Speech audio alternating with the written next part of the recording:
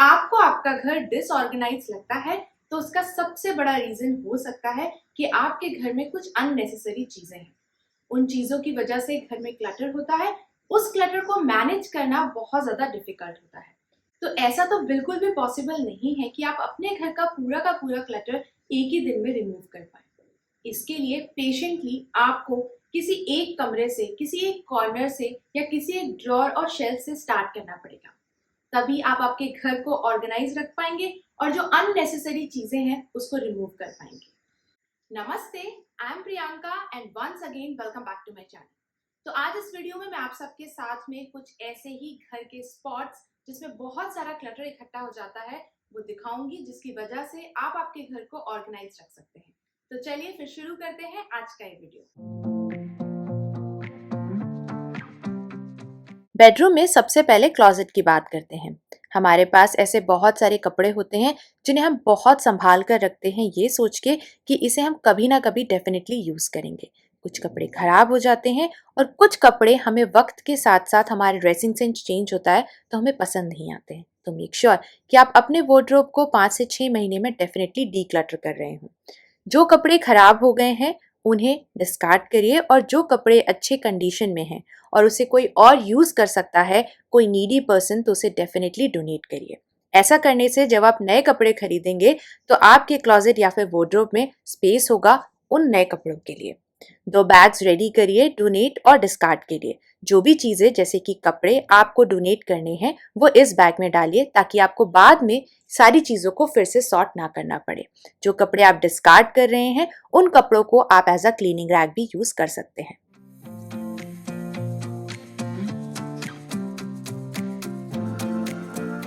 Bed side table bed के पास होती है, जिस वजह से हम बहुत सारा सामान यहाँ पर डंप करते जाते हैं और फिर कुछ इस तरीके से क्लटर इकट्ठा हो जाता है। तो सबसे पहले ड्रॉर्स को अच्छी तरीके से ओपन करके एम्प्टी करिए, क्लीन करिए और एक एक बास्केट को अच्छे से चेक करिए। जो भी सामान आपको लगता है कि ये अननेसेसरी है उसे डेफिनेटली डिस्कार्ड कर दीजिए और चीज़ों को वापस से ऑर्गेनाइज करिए। जो सामान यहाँ नहीं होना चाहिए था उसे हटा करके उसकी प्रॉपर जगह पर रखिए ताकि आपका घर ऑर्गेनाइज्ड रहे। अब ये ड्रॉर एकदम ऑर्गेनाइज्ड है। जो अननेसेसरी चीजें थी उन्हें डिस्कार्ड करूंगी और बाकी कुछ चीजों को उनकी जगह पर वापस ऑर्गेनाइज करके रख दूंगी। सॉक्स बहुत फ्रीक्वेंटली मिसप्लेस होते रहते हैं। स्पेशली अगर सिर्फ पैर में सिंगल सॉक रह जाए तो उसे काफी लंबे टाइम तक होल्ड करके नहीं रखना चाहिए, सिर्फ ये सोच के कि शायद दूसरा पैर कभी ना कभी मिल जाएगा। ऐसा करने से आपके पास कुछ इस तरीके से बहुत सारे सॉक्स का एक पाइल इकट्ठा हो जाता है। उससे बेटर है कि इसे time to time discard definitely करते रहें। जो सॉक्स अच्छे हैं उन्हें एक बास्केट में सेट करिए, जिनकी इलास्टिक खराब हो गई है या जो सिंगल पेयर सॉक्स का रह गया है उसे डेफिनेटली डिस्कार्ड करिए या फिर क्लीनिंग के लिए यूज करिए।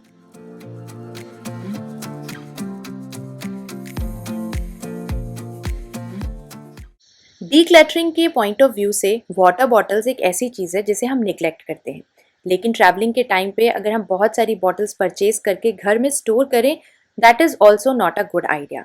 If you are not using that bottles, it's high time कि आप उसे डेफिनेटली डिस्कार्ड करिए, जिसकी वजह से आपके ऑर्गेनाइजर में या जहाँ भी आप बॉटल स्टोर करते हैं वहाँ पर स्पेस होगा और आप जो रेगुलर यूज़ वाली बॉटल्स हैं उन्हें रख पाएंगे।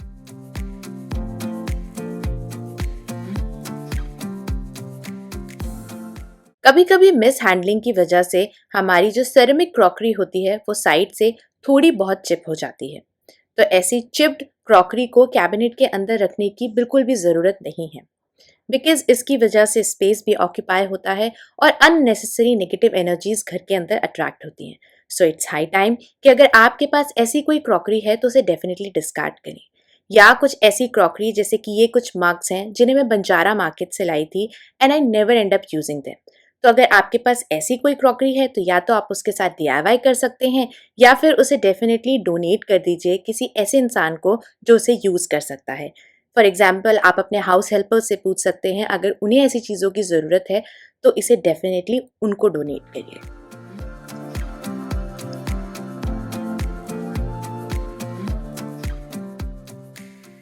किचन का वो ड्रॉर जिसमें आप स्पून्स या लैडल्स रखते हैं, उसके अंदर डुप्लीकेट आइटम नहीं होना चाहिए। उसकी वजह से स्पेस भी ऑक्यूपाई होता है और आपको काम करने में डिफ़िकल्टी भी आती है। इसी तरीके से हम सबके पास एक ऐसी बास्केट होती है जिसमें हम कुछ ऐसा सामान रखते हैं ये सोच के कि इसे हम कभी ना कभी तो यूज़ करेंगे। जैसे कि ये एक वाटरमेलन कटर है, या फिर कभी-कभी हम जल्दी-जल्दी में चीज़ें इधर-उधर रख देते हैं। और हम सबके ही घर में ओवर द टाइम थोड़ा बहुत अननेसेसरी जो प्लास्टिक है वो इकट्ठा हो जाता है। जैसे कि पैकेजिंग बॉक्सेस हो गए, दही के डब्बे हो गए, ये सारी चीज़ें इकट्ठा हो जाती हैं। इसलिए ज़रूरी है कि टाइम टू टाइम आप डिक्लटर करिए, जिसकी वजह से आपके घर में स्पेस भी बनेगा और आपका घर बहुत ज़्यादा ऑर्गेनाइज्ड भी रहेगा। I usually discard the plastic, specially जो पैकेजिंग बॉक्सेस हैं उन्हें मैं डेफिनेटली हटा देती हूँ instead of donating it to someone else.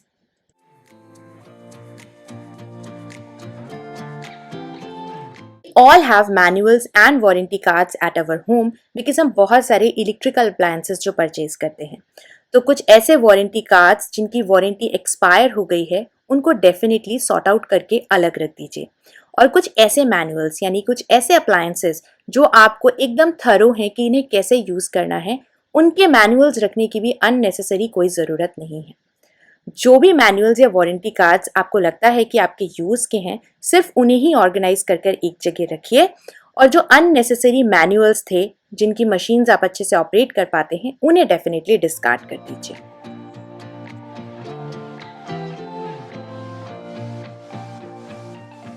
Pantry unit के अंदर स्पेशली जो मंच करने वाली बास्केट है उसको चेक करिए, बिकॉज जब घर में बच्चे होते हैं तो वो थोड़ा थोड़ा खा के उस पैकेट के अंदर छोड़ देते हैं, तो उसको रिमूव करिए।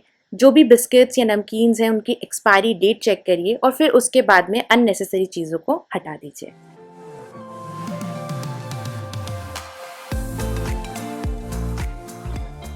और if I will talk about study table, एक एरिया जहाँ पर सबसे ज़्यादा क्लटर इकट्ठा होता है वो होता है डेस्क का ड्रॉर, जिसमें बहुत सारे वायर्स और कॉर्ड्स ओवर द टाइम इकट्ठा हो जाते हैं, टैंगल हो जाते हैं, जिसकी वजह से क्लटर होता है। तो जो भी नेसेसरी चीज़ें हैं उनको ही रखिए। सारे वायर्स को या कॉर्ड्स को अच्छे से चेक करिए, टैंगल हटा करके उसे नीटली टाई अप करिए। और कुछ ऐसे वायर्स जो कि ख़राब हो गए हैं, टूट गए हैं, कट गए हैं, उन्हें ज़रूर डिस्कार्ड कर दीजिए, जिसकी वजह से आपका डेस्क ड्रॉर अच्छी तरीके से क्लटर फ्री रहकर ऑर्गेनाइज रहेगा। और ऐसे वायर्स को या कॉर्ड्स को डेफिनेटली डिस्कार्ड करें।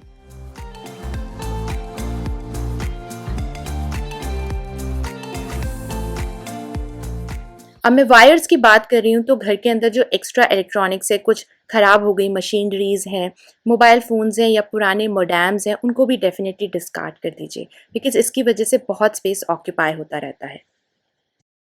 जस्ट सपोज कि आप अपने स्टडी डेस्क पर एक बहुत इंपॉर्टेंट काम करने बैठे हैं और जिस पेन को आपने पेन होल्डर से निकाला है उसमें इंक नहीं है। मुझे कमेंट करके ज़रूर बताइए कि उस सिचुएशन में आपको कैसा फील होता है। तो पेन्स को चेक करना, डीक्लटर करना, इट विल हार्डली टेक 1 और 2 मिनट। एक एक पेन को एक पेपर पे चेक करते जाइए, जो भी पेन वर्क कर रहा है उसे वापस पेन होल्डर में रख दीजिए।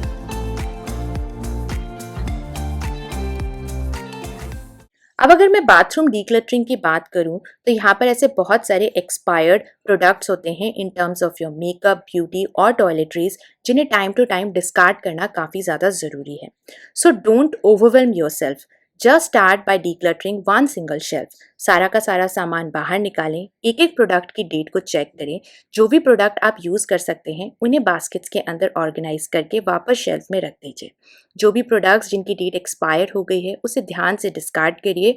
एंड आई डेफिनेटली नो कि ऐसे बहुत सारे आप सबके पास मेकअप या ब्यूटी के प्रोडक्ट्स होंगे जिन्हें आप यूज़ नहीं करते हैं, तो अगर उन्हें आप डिस्ट्रीब्यूट कर सकते हैं अपने फ्रेंड्स एंड फैमिलीज़ में तो वो ज़रूर करिए, बिकॉज उससे बहुत ज़्यादा डीक्लटरिंग होती है। जैसे इन बैंगल्स को हटा करके ये सारा एक्स्ट्रा स्टफ़ है जिस प्रोडक्ट्स की डेट एक्सपायर हो गई है, तो उन प्रोडक्ट्स को मैं इस डिस्कार्ड करने वाले बैग के अंदर डंप कर रही हूँ और इसे मैं डेफिनेटली डिस्कार्ड कर दूँगी।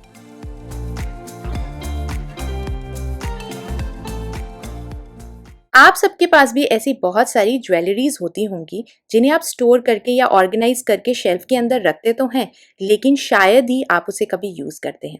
तो इस वीडियो को देखने के बाद में अगर आपके पास भी ऐसी बहुत सारी जंक ज्वेलरी स्पेशली अगर है जिसे आप यूज़ नहीं करते हैं, उसे डोनेट कर दीजिए।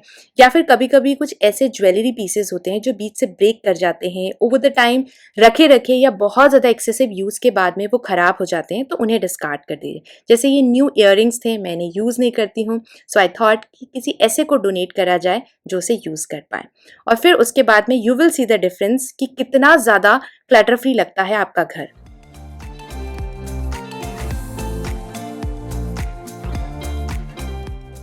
हेयर टूल्स जैसे कि हेयर ड्रायर, कर्लिंग रॉड या फिर स्ट्रेटनर, ऐसे प्रोडक्ट्स जो कि ख़राब हो गए हैं, जैसे कि मेरा ये जो स्ट्रेटनर है ये ख़राब है, इसके साथ मेरे पास एक और है, सो आई थॉट कि ये जो ख़राब हो गया है उसको डिस्कार्ड कर सकते हैं because it is unnecessary occupying the space in this particular organiser. और फिर इसे वापस आप कैबिनेट के अंदर रख दीजिए।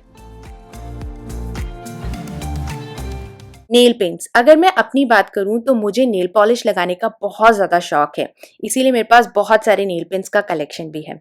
और टाइम टू टाइम मैं मेक श्योर करती हूँ कि मैं नेल पेंट्स को चेक भी करती रहूँ। तो मैं इस तरीके से ओपन करके जो भी नेल पेंट्स ड्राई हो गए हैं या ख़राब हो रहे हैं, जिनका टेक्सचर ख़राब हो गया है या एक्सपायरी डेट निकल गई है, उन सबको मैं डिस्कार्ड करती जाती हूँ। बिकॉज डिस्कार्ड करने के बाद में जो एक सेटिस्फैक्शन मिलता है एकदम करेक्ट नेल पॉलिशेस के साथ में, दैट इज टॉप नॉच। और फिर इसे डिस्कार्ड जरूर कर दीजिए और वापस से इसे सेट करके ऑर्गेनाइज करके मैं कैबिनेट में रख देती हूँ। ये है अगारो का पोर्टेबल ओरल इरिगेटर। अगर आपको ध्यान हो, कुछ टाइम पहले मैंने अपनी मम्मी के लिए अगारो का एक इलेक्ट्रिक टूथब्रश परचेज किया था, सो आई थॉट कि इसे भी ट्राई किया जाए। सो ये है वाटर टैंक, ये है रोटेटरी नोजल और इसके साथ में आता है यूएसबी चार्जर। यहाँ से ऑन करते ही ये पूरी की पूरी मशीन ऑन हो जाती है। इसमें बहुत सारे सेटिंग्स के ऑप्शन हैं। It removes 99.99% of plaque and it is up to 50% more effective than traditional oral care. यहाँ पर आपको नोजल को अटैच करना है। वाटर टैंक की कैपेसिटी है 200 ml और आपको मिलता है up to 1400 pulses per minute with 10 to 90 psi water pressure. और 2 मिनट के कंटिन्यूस यूज के बाद में मशीन ऑटोमेटिकली शट हो जाती है। नॉर्मल मोड पर आप डीप क्लीन कर सकते हैं below your gum line. Soft mode is for gentle cleaning for sensitive gums और पल्स मोड में आप मसाज करके स्टिमुलेट कर सकते हैं अपने गम्स को with water pressure between 28 to 90 psi and 1400 pulse पर मिनट। जैसे ही आप मशीन ऑन करते हैं बहुत ही प्रेशर के साथ वाटर रिलीज होता है, जिसकी हेल्प से आप गम्स के बीच में बहुत अच्छे से क्लीनिंग कर सकते हैं। सो मैंने तो मेरी मम्मी के लिए फिर से एक बहुत ही बढ़िया सा डेंटल केयर वाला गिफ्ट रेडी कर लिया है। काफ़ी अच्छी पैकेजिंग के साथ में आता है and it also comes with 1 year of warranty.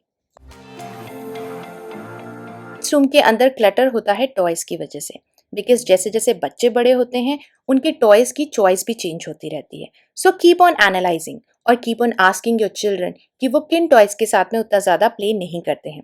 उन टॉयज़ को आप डेफिनेटली डोनेट कर सकते हैं, अपने हाउस हेल्पर्स को दे दीजिए या फिर ऐसे बहुत सारे टॉय डोनेशन ड्राइव्स होते हैं जिसमें वो डेफिनेटली जो अच्छे टॉयज़ होते हैं उन्हें ऑर्फनेज में देते हैं। इस तरीके से आप अगर अपने टॉयज़ को specially time to time declutter करते जाएंगे तो आपका घर बिलीव मी बहुत ज़्यादा ऑर्गेनाइज रहेगा। बिकॉज आई नो कि बच्चों के साथ में कितने सारे टॉयज़ इकट्ठा हो जाते हैं। It is important to declutter medicine cabinet in every 3 to 4 months क्योंकि कभी कभी बहुत सारे मेडिसिन अपनी एक्सपायरेशन डेट क्रॉस कर देती हैं। So just keep a track. जो भी मेडिसिन एक्सपायर हो गई हैं मेक श्योर करिए कि उन्हें आप अच्छी तरीके से डिस्कार्ड कर रहे हो। और जब भी मैं अपने मेडिसिन कैबिनेट को क्यों ना ऐसे डीक्लटर करती हूँ, जब बहुत सारी मेडिसिन विदाउट एनी यूज़ हम डिस्कार्ड करते हैं तो वो देख के मुझे तो बहुत अच्छा लगता है। कमेंट करिए अगर आपको भी ऐसा देख के कुछ खुशी मिलती है तो।